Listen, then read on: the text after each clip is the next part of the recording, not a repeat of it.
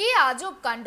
নিয়োগ দুর্নীতিতে অভিযুক্ত শান্তনু বন্দ্যোপাধ্যায়ের ফ্ল্যাট সিল করে দেয় ইডি। রবিবার সেই ফ্ল্যাটের তালা ভেঙে ভেতরে ঢুকলেন শান্তনুর স্ত্রী প্রিয়াঙ্কা। তিনি জানালেন, ইডির অনুমতি নিয়েই তালা ভাঙা হয়েছে। নিয়োগ দুর্নীতিতে অভিযুক্ত শান্তনু বন্দ্যোপাধ্যায় বর্তমানে জেল হেফাজতে। শান্তনুকে গ্রেপ্তারের পরেই গলির চুচুড়া যোগুদাসপাড়ায় তার ফ্ল্যাটটি সিল করে দিয়েছে ইডি।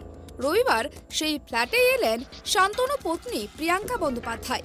একেবারে ইডির তরফে সিল করে দেওয়া দরজা খুলে ফ্ল্যাটের ভেতরে ঢুকে যান তিনি। জানিয়ে প্রশ্ন উঠতে শুরু করেছে। চুচুড়া যোগুদাসপাড়ায় অয়নশীলের এবিএস টাওয়ারের যে ফ্ল্যাটটি রয়েছে, সেখানেই শান্তনু বন্দ্যোপাধ্যায়ের ফ্ল্যাট রয়েছে। এদিন বিকেলে সেই ফ্ল্যাটেই আসেন শান্তনু পত্নী। একেবারে সিল করা ফ্ল্যাটের তালা খুলে ভেতরে ঢোকেন প্রিয়াঙ্কা। কিন্তু ইডির তরফে সিল করা ফ্ল্যাটে কেউ কি ঢুকতে পারে?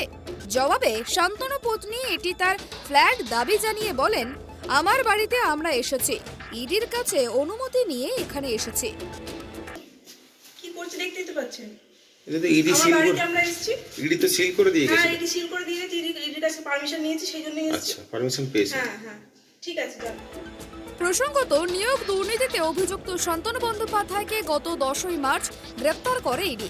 যুব তৃণমূল নেতা তথা হুগলি জেলা পরিষদের কর্মাধ্যক্ষ ছিলেন এই শান্তনু বন্দ্যোপাধ্যায়। নিয়োগ দুর্নীতির অন্যতম অভিযুক্ত কুন্তল ঘোষ থেকে অয়নশীলের সঙ্গে শান্তনুর যোগ ছিল বলে অভিযোগ। তারপর নিয়োগ দুর্নীতিতে শান্তনুর প্রভাব খাটিয়ে দেখতে গত 18ই মার্চ শনিবার শান্তনু বন্দ্যোপাধ্যায়ের বাড়ি ও গেস্ট হাউসে ইডি হানা দেয়। বলাগড়ের শান্তনুর যে গেস্ট হাউস রয়েছে, সেখান থেকে শুরু করে চুচুড়ায় তার ফ্ল্যাট, এমনকি ব্যান্ডেলের শান্তনুর স্ত্রী প্রিয়াঙ্কার নামেও কেনা বাড়িতেও হানা দেয় ইডির আধিকারিকেরা।